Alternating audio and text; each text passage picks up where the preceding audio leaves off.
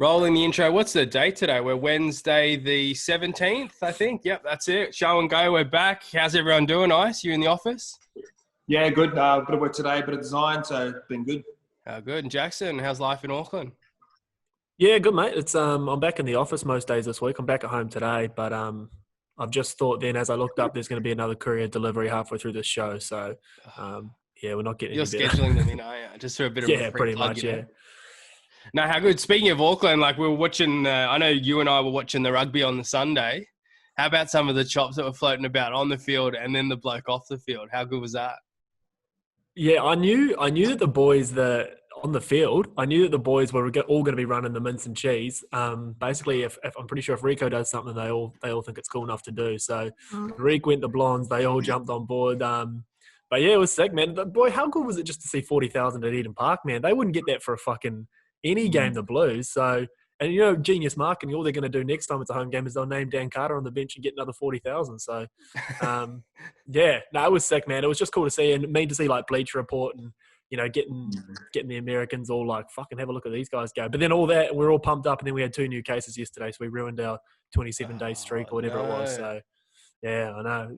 If you got it, just be quiet. Like, let the streak continue. But anyway, What about I Ice? decided to start coughing. A couple of those rugby boys are in the card gang. How did they message about maybe like the intensity of the game or any talking shit between the boys or?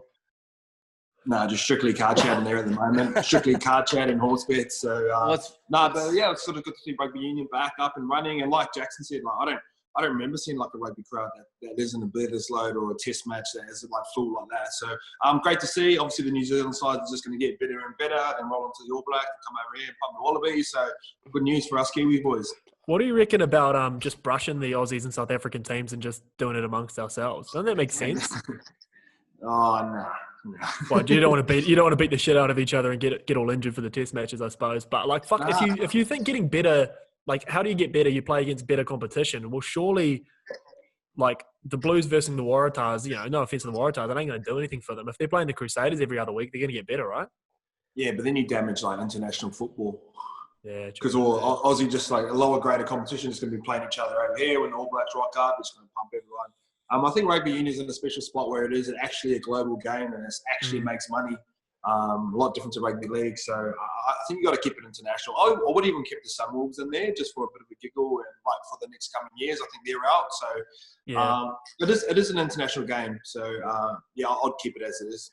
You play much union as a kid, Ice, over in New Zealand, or are you strictly league? Nah, not really. So my dad was a heavy footy league guy. Like I wasn't really allowed to play rugby. He goes, no, you only have to play league. Plus he was my coach. So, plus he was my dad and feeding me, so I couldn't really do too much. But like say Quade for example, Quade will play league or fast on Sunday and then play rugby on Saturday. So he'd play both. I did dabble in a bit of first 15 here and there, like but just only go on school exchanges. Just sort of get away and go for a party and that. Out of the classroom, yeah. Yeah, pretty much get away for 4 days and do an exchange. But no, I didn't play too much. But we had a few good guys from out of area that played union, so not bad for a small town. Yeah, just quickly, Jackson, we shared the Quade's post in our group this morning. How about that diet and the structure of his day? Oh, I thought you were going to ask about my union career. No, yeah, that looks intense, but yeah, I've been thinking for the last couple of days that rig of his is tightening up a little bit. Fucking no wonder, smacking steak and eggs and prawns and working out like a fucking demon. So I'll tell you what, if there's any team sniffing around, I mean, he's in good nick. Get him in there, man. Why not? 100%. Yeah, speaking of, he's looking bigger, eh? He's looking bigger, but I think shoulders, man. Yeah, I think that type of discipline, he craves it, like he loves it. So. I'm like, by the time I got to the hour and 45-minute gym session, I've already fucking I'm out. Yeah, that's the old Sonny Bill rub off, eh? That fucking super like dedicated, super locked in. I mean, I'm sure you'll probably say Quade's been doing that since he was a kid, but that little group of them that are all that fucking locked in, man, they're all that special, and it just goes to show that there is some structure behind it. There's been a few of those OBJ workouts. Obviously, the one with Cam Newton you spoke about on your potty, Jackson, and then he's done it. There were shots of him that I put on the page yesterday. It's very OBJ-like, the way that, especially how Quade documents his training as well. He's got the photographer with him all the time, and soon we'll start getting some videos off him as well, surely. And it's just like the fake OBJ. Should go he should definitely go the black and white as well, eh? Like the black and white just looks at Cam always posts his workout videos in black and white. For some reason it just pops better. So Yeah. there you go, Quade. There's a free little marketing tip, bro. Go Deep black in and the white. shadows, brings out a bit of the abs. That's how you do it, apparently. So Yeah. the week, the weekend of footy, boys, was we had the Para Panthers game for the Footy Companion. We had all the dramas with the coronavirus at one of the Sydney schools, which was Aiden Tolman, I think. Did he end up playing? I can't even remember. They brush him and he's in lockdown. Not allowed to play for 2 weeks. Not allowed to play for 2 weeks. Yeah, it's pretty crazy, isn't it? Obviously, that pushed the game out to Monday, so we got 2 long weekends worth of footy over the past 2 weeks. Ice, which game did caught your eye, and what was the game of the round for you? Probably because we're zoned in on it, the Penrith Panthers one, just purely for the fact that, I think centres are back. I talked about this on the podcast. I think I've talked about it on the podcast. But if you think about football over the last 10 years, it's kind of just been shape. And before the centre gets the ball, it has to touch about 3 or 4 different people before he actually gets the ball. I think with this new rule, it speed everything up. We're 3 weeks into it now. An early ball to the centre is fucking one of the best plays you can do. Trent Barrett used to tell me the better your centre is, the earlier they want the ball. And he's played with guys like fucking Mark Gasnier. So he should just say, as soon as he saw a quick play the ball and it wasn't on for him in front of him, fucking zing it straight to Gasnier and let him do his thing. And I think that style of football is definitely coming back because centers used to be regarded as one of the highest paid players on the field. And now it's sort of moving towards wingers. Now the competition is moving back to a quicker pace. I think center's going to be relevant. And you've seen a guy like Wonga Blake just sort of stand up, Steve Crichton. And Crichton's a gun and he's going to be really, really good. But that was just kind of like vet versus young bull. Coming from his old club, like, oh, you're the new guy coming up, fuck here, let me show you. And there's not too many positions on the field where you can have one-on-one battles besides maybe prop, maybe 2 starting props going after each other. They say halves and fullbacks, but they don't really come into contact. I think the centre, just one-on-one, like fucking you versus me, give me the ball, you try and stop me, I'll try and stop you. I think that style of football's back and it's exciting. Yeah, Jackson, you've got some big boys out in the centres at your Warriors, so it's all good for you. Yeah, Foss has moved. I think Foss has been Peter there. Hiku, Hiku's like a perfect example of that, bro. Clinic. Hiku's usually like Hiku just moves with the times. Like, I mean, I heard Scope talking about it on the potty, must have been the Footy Companion last week. Like, he's got, and I'm a Warriors homer, so take this with a grain of salt. Hiku's one of the most underrated centers in the game, man. He comes to the Warriors, he starts at left center. Kemba Malo leads the NRL in tries. The next season, he shifts to the right, which a lot of players can't do. And David Fusitua leads the NRL in tries. Like or the other way around rather. But he's just a tip-on king. Like he can shred a 3-on-2, fucking no dramas. He's got those like playmaking abilities. And then you mentioned the game's moving more towards centers. Sweet, he can score tries as well. So it's like Pet's an amazing example of a guy who, when you give him time and space, he's almost a 5'8" in the centers build. He's sloppy as anything, and he walks around like he's half asleep. But when he fucking turns it on, man, Pet's unreal. So I love that centre battle. You mentioned the one-on-one thing. Remember when you'd see Joey Manu and Latrell in the test matches go one-on-one? Any of that early ball centre stuff, that's exactly what we want to see. And I saw Matty Johns talking about a little bit, must have been after the Dogs game, how he's with you, but he almost wants there to be centres roaming a little bit like fullbacks now. Like, back in the day, you'd have centres that would actually, like, if the ball's always going right and, Mitchell Moses is always going one way, the other centres just fucking swing around and have a crack, get yourself in the game. So halves are doing it more and more. So the halves that used to be, you just split the play of the ball and halves wouldn't move off their side of the field. You're now starting to see guys like Nathan Cleary and that just start to roam a little bit more Trent Barrett-like. I think you'll see centres do it as well. I wouldn't be surprised if you start seeing guys like Joey Manu almost play that second swinging fullback role on either side and just start fucking getting themselves in the game. Because centres, you're right. When you're growing up, your centre's your best player. That's the guy who you're trying to get the ball to. So, yeah. Well, the matchup coming up this round's definitely probably going to be Parramatta versus the Roosters. We'll touch on it a bit more Friday, but I think it's a good, like, off the back of the centre chat, you've got 2 of the most experienced centres and 2 of the young guns that are sort of coming through, in Walker Blake and Joey Manu as well. So it's going to be put your little theories to the test where the game could be won. Fucking, that's sort of your weight in gold as well. Like those Morris boys, they're just fucking lockdown defenders. They talk about that in basketball. Like sort of 2-way players, but they're it. And if you're like when you're defending up in centre, I used to hide up there a little bit. When you're defending up at centre, bro, there's like, even though it's only like 10 meters away, it feels like there's fucking no one around you. Like when you're in the middle, or unless when you're 3 in or 4 in, when you get up, you feel like there's people around you. Out there, it's a pretty lonely place, eh? And Josh Morris, he's probably one of the best defensive centres he's been probably since Matt Cooper. So, is he taking on Joey? That'd be a good battle. That'd be a good battle. Yeah, Because I think Joey's so, fucking yeah. silky, bro. Joey's silky. Yeah, that little fucking annoying, like I say annoying because you imagine being a defender, that like he almost dummies the flick 3 or 4 times and the second you commit, it's gone. Like it'd do your fucking head in, man, because he's so big. Like when you actually stand in front of Joey Manu, you realize how fucking big he is, but he's got footwork like Tuivasa-Sheck. So, I mean, he'd be a fucking nightmare to deal with. I think he's the best center in the game. But, yeah, I mean, the Morris boys are – I don't know when they retire. Like, at what point is that speed going to go? Because they just seem to fucking keep turning up, both of them. So, that's going to be an amazing game. But, yeah, Joey Manu – you mentioned Matt Cooper there. Matt Cooper also best-looking bloke to ever play in the NRL. Joey Manu's – tell you what, just bought some vintage kit as well. He's going to be running a hot second, I reckon. Doing a bit of TikToks in it, or is that a bit of a brand deal? Or Yeah, that's a good point. Actually, I should have fucking touched on that. Yeah. see, you gotta be thinking, mate. We got Footy Companion tomorrow night, boys. We're gonna do the Knights and Manly game on the Thursday night game. Big news out of Newcastle last night. KP signing until 2024. Ice, you're a big Newcastle fan, mate, and obviously Kalen. Bit of chat with him about vlogging and whatnot over the past couple of months, and it's just good to see him get his. And he's been doing big things for the community up there in Newcastle, sort of bringing the town together for footy. And like he did sign that big contract a few years back straight from the Cowboys, and this sort of just reassures that it was the right decision for the Knights.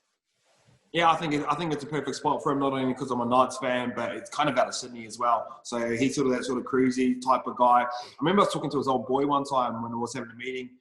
He was actually having a meeting with Isaac Moses and shit was around. It's funny we're talking about this. But I remember talking to his old boy, and his old boy sent him, he obviously had options everywhere, but he sent him up to Townsville to keep him away from like the fucking nightlife in Sydney and shit like that. So I think that nice sort of balance off the field where you can sort of go out and have a fucking coffee on the beach and take photos, and like that style of living actually like really, really suits him. And yeah, just pumped for like rugby league as well. So after that happened, I see a new post that I actually texted him. I was like, "Fuck, congrats, bro! Like, let's win a comp." And he goes, "Yeah, lock it in." So yeah, done.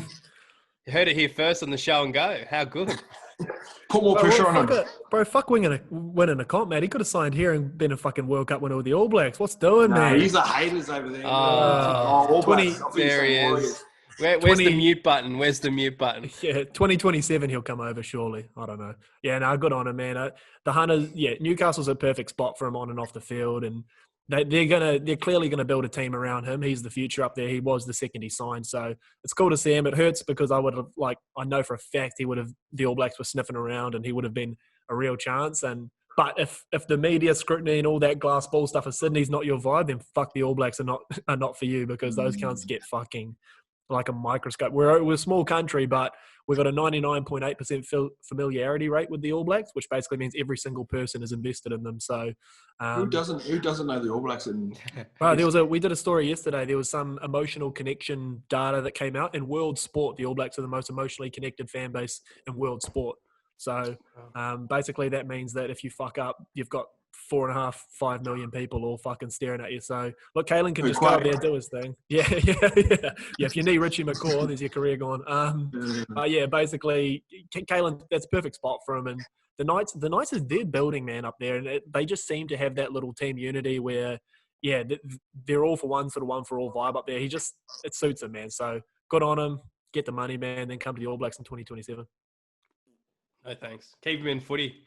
Yeah, I actually touched on it. Bit of Isaac Moses' chat come out. He's been deregistered as a NRL manager officially. The investigation has been going on for a little bit. We did touch on it. Maybe it was just me and you having a yarn in the office about it when Scope was in a few months back. But yeah, it came out overnight. He's been deregistered, and I think there's a real shift. Well, there's an opportunity for a real shift in player management and the way that players manage their brands. And I'd love to hear your thoughts on it. Yeah, it's sort of I've had 2 coffees with him over the time. I used to knock about with a guy called Jay Weeby, who's classed as like the rugby league whisperer. I used to play touch with him. Fucking great guy. Like, he got criticised in the papers a little bit because he was helping players with their like outside of coaching, but really good guy. I know Teddy does a little bit of stuff with him right now, but he really looks after the boys. He's got like money behind him. He never takes anything from the boys, anything like that. So them two used to be buddy, then they sort of had a split up somewhere. And Isaac Moses was trying to take him to court. And I've heard different stories about him. He's always been nice to my face and stuff like that. And along with like Gavin Orr, who got deregistered as well. Like, I had like a 40-minute chat with him one time talking about a bunch of different things. And like, he seemed all right, but so do car salesmen when you sort of go in to buy a car too, you know what I mean? So it is a slimy industry. I'm thinking about doing a podcast on it over the next couple of days and talk about sort of different shit. Like, it's just a fucking snaky like business. It's just like we listen to the Joe Rogan talk about podcasting and everyone's trying to come in and get a clip and get a cut of it, bro. And that's what it feels like when you're a player. And like, especially when you're younger, some like I'm hearing kids are signing up to like 10-year deals with these managers and stuff like that. 7%. Some of them are accidentally charging them 10%. When they call them out and stuff like that. And here's an example of mine. Like when I re-signed with Penrith, I was re-signing for 3 years. As I was signing the paper in the office in Penrith, my manager said, oh, yeah, you just got to sign this one as well. And there was like an extension to it. And I caught it late. I was like, no, that's not that. That's not an NRL contract. We'll deal with our stuff later. And if I'd signed that straight away, I think you would have charged me 7-8% on that straight away. So there is going to be a changing of the guard. I know V'landys and Rugby League are coming in hard for those types of people. You can leave without, after 2 years, you can leave without any reason. Couldn't do that before. I tried to leave mine before and he sort of like threw the book at me. He goes, oh yeah, if you want to do that, like I'm taking you to court. And they kind of like bully, like I was like 19, 20. They kind of try and bully you into it because like if you look at Hollywood, like look at history, those guys are all getting caught out now for like abusing their power. The same thing's been happening in rugby league, probably not to that extent, but in some way, shape, or form, it's been a little bit like that. And like don't get me wrong, there's probably some really good ones out there. Like I look at a guy like Tyrone Smith, I feel like he's doing it right, but I'm only like speculating from the outside too. So yeah, heaps of dodgy shit going on, but I hope it gets cleaned up pretty soon because there's probably some 16, 17, 18-year-old kids right now looking to sign up and saying like, oh, this is how I signed up to my manager. He told me that he was Lockyer's manager. So I was like, oh, fuck yeah, sweet. If he can manage Lockyer, shit, he can manage me. So, yeah, it's a shifty industry. I think I might do a podcast and tell some stories about different types of people and what's happened. Willie Tonga and Rini Matua commented on my post saying Isaac Moses fucked them over. So could ask them about that as well. Yeah, super interesting. Jackson, from your journalist background, what sort of interactions do you have there with player managers?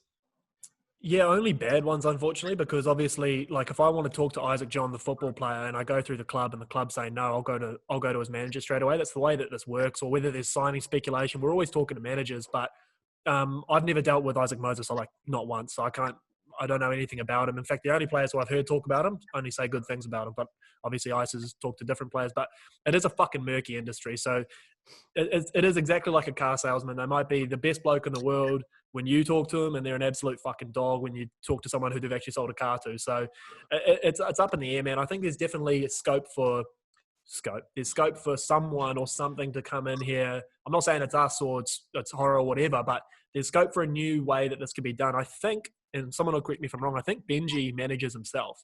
So the last time Benji renegotiated his deal, Benji's a veteran, he's done it, so he's not a 19-year-old kid with no idea. But Benji was basically like, why am I paying a guy to do something that I now fully understand? So Benji, forgive me if I'm wrong here, but definitely in 2019 represented himself in negotiation talks. So it'd be amazing to get to a place where education at an early age, in that 18, 19, part of that is, hey, here's how you manage yourself and here's how you know your worth and here's what a contract looks like. I don't know how I used to be able to tell me how many footy boys would actually be interested in doing that at 18, 19. They probably just want to sign and play footy. But Benji, if someone like Benji came in and spoke to you about, hey, listen, I signed with a manager when I was 19 and I lost X amount of dollars because of it. You know, if it's the old Kevin Hart thing when, you know, Kevin Hart spoke about he was trying to enrich these, financially educate these communities, and they say, oh, we're going to send in this guy from Chase Bank. And he goes, they're not going to listen to him. Send me in. You know, so Kevin Hart went and spoke to them and all of a sudden they're now financially literate and blah, blah, blah. Same thing. If Benji or someone like that was to go in and say, listen, you boys can do it yourself. It's not that hard. Here's the basic things you need to understand. Here's what they're going to try and snake you on. Obviously, there's always more comfort in a manager for certain players, especially if the manager's sitting down with your family and he's telling your family how amazing your son is and all that sort of stuff, which I know they do, and they cozy up and they start clipping the ticket on fucking everything. But I just think there's a slow shift here happening, and Peter V'landys is a big part of that. Old Captain Peter, he's not putting up with this shit anymore. I say shit, the sliminess of it all. So, look, Moses will appeal. He'll probably get reinstated, or will probably get reinstated one day as well. These aren't going to be forever, but hopefully it just changes the way it's done. And I'd love to see more players just backing themselves and managing themselves, to be honest. I don't know how realistic that is. I think those Rose boys do it well. Like I know we've had meetings with them in the office, and like nothing formal, just general chit chat. And like, they look after like 3 of the Indigenous boys, and like they're getting lots of boys trying to hit them up if they can. Goes, no, we'll just look after these 3 guys, and obviously they're 3 big names as well. But those 3 boys need like a bigger brother style of manager where like they'll talk to their players like 3 times a week, and those boys actually need that. So, but yeah, it's just kind of like the business model of managers is like, let me take 5% of this player. Say you're on 100K, he gets 5,000 of that a year. It's just multipliers. Like, fuck, let me get 100 players in, and then like look at my like revenue go up. It's very similar to my old being a mortgage broker. It's the exact same model. You bring in more clients. The more clients you get, the less customer service you have because you've just got more people that you're looking after. So you're always going to prioritize looking after your key clients. And those people at the bottom, they sometimes get forgotten, and they don't deserve to always be forgotten, you know? Bro, and I do shit like this, bro. So like, I'll go out to dinner. I'll like you had to see a manager twice a year, or else you could sack him. Like that was one of the rules. So like, he'll come have dinner with me, and then like he would talk a bit of footy. Always say the same sort of shit, and then he go, "Hey, but don't worry, dinner's on me." Well, fucking hopefully it should be on you. Fucking giving you 10,000 bucks a year for nothing. Yeah. And I'll get you a free pair of boots. What about Ice? What do you reckon about players representing themselves? Is that something you can A, see happening, or B, agree with? Yeah, I can see it happening, but it won't be for everyone. Like you look at an Islander boy, he's half scared to go talk to the coach. You know what I mean? Like we haven't been raised that way. So I wouldn't mind it. But you know what I wouldn't mind seeing? And I was talking to a few boys last night. Like not only the rules are going to change, but what players should do if they sign a 3-year contract, they should only sign a 2-year extension with their management. So when you're rolling into that last year, like if you sign a 3-year extension with your manager as well and the 3-year contract, it's basically up to your manager to roll that next contract around. So if you cut it 12 months short, you can then sort of negotiate either way. Does that make sense? Yeah, that makes sense. Yeah. Yeah, but yeah, I don't know. It'd be interesting times coming up. Like you sort of touched on, is it going to be us? I don't want to be in that type of industry. I know Scope was sort of talking about it for a bit, and he wanted to come under them, but I don't want it to be part of us. Just don't like it. Yeah, it's slimy, man. It's a weird thing. Managers in any capacity, any middleman jobs like that, where you're taking money for doing work that someone else could easily do themselves. Well, not easily, but could do themselves, and you're not the one performing, and you're not the one doing the work. That's always weird to me. But there should almost be like a format. So it's like, you're played 50 games, and like you're worth like this, and then like you're a rep player, your like perceived value is around this, and then you're a marquee top 5 player in the fucking competition, you're worth this. So it should almost be like I bet your clubs in that have it, because we're going to be doing a piece on how much NRL players actually get paid at the moment. We're doing a piece on that probably today, but I feel like they'll have that template. They're like, oh yeah, that's a 120 player, that's a 160 player, that's a 180 player, there's a $1 million player. But if the players could see that as well, they could sort of measure up and go, fuck. So I'll play 150 games. I'm probably with that, and I'm a back row. So, and if they had a program or something they could look at, like a PDF file, and go, I should be around there, that might give them a better chance to go and negotiate. Because once you negotiate, bro, it's business. It's like, fuck, you're going to get chewed up and eaten and spat out if you don't know what you're doing. Yeah. You know? Especially if you can't hold your ground as well.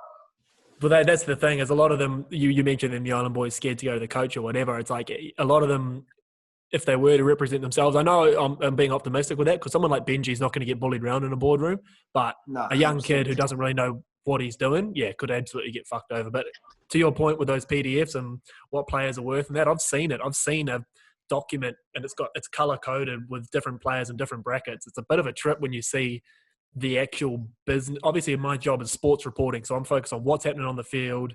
You know, we're focused on what's happening off the field in a lifestyle point of view. But when you see the business side of it laid out, numbers and color-coded in front of you, it's fucking ruthless, man.